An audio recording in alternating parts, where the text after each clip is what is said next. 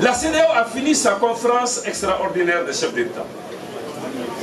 Ils ont dit qu'ils ne reconnaissent pas de légitimité à l'action qui a parachevé ce que le M5 a entrepris depuis de nombreuses semaines. Je leur dis simplement, malgré tout le respect que je leur dois, que ce sont les Maliens qui confèrent la légitimité aux autorités du Mali. Nous ne sommes pas encore dans une fédération. Nous sommes dans une communauté d'États indépendants et souverains. Et la légitimité dans ce cas, c'est aux Maliens et aux Maliens seuls qu'on doit leur poser la question. Ils nous disent qu'il faut libérer le président Ibrahim Boubacar Keïta et les restaurer dans ses fonctions. Et restaurer quelqu'un qui a démissionné dans ses fonctions, c'est dire à la personne, il faut te dédire. Considérons quand même qu'il a une parole. Et quand il dit puisqu'il a une parole, on s'en tient à sa parole, qui est la démission.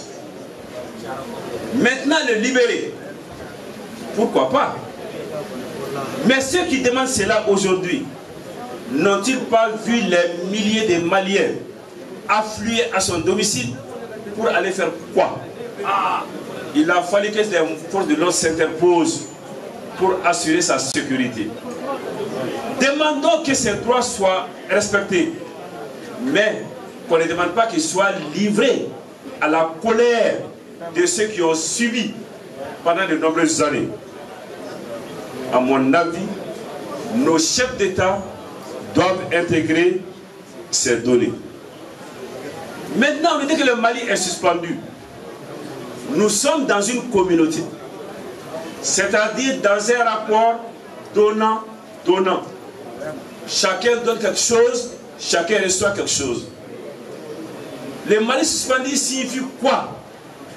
Que le Mali n'a rien à donner? Que le Mali n'a rien à prendre? Mais si c'est le cas, pourquoi a-t-on accepté le Mali dans la communauté? J'appelle l'attention de nos hauts dirigeants, de nos hautes autorités sur la nécessaire compassion à avoir à l'égard des plus démunis. Dans toute l'histoire de l'humanité, les sanctions et les embargos pénalisent d'abord les plus fragiles, les plus pauvres, les moins nantis. Que l'on ait pitié de ceux qui chaque jour sortent pour aller chercher leur pitance quotidienne et qu'on ne se mette pas à aggraver aujourd'hui leur situation. Une délégation est censée venir au Mali. Bienvenue. Bienvenue comme d'habitude. Mais encore une fois, nous leur demanderons, écoutez-nous.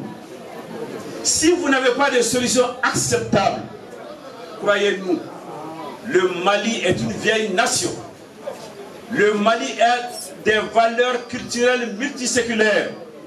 Nous saurons développer ici des systèmes de médiation, d'écoute, d'entente, de coopération endogène avec des solutions endogènes acceptables par les Maliens.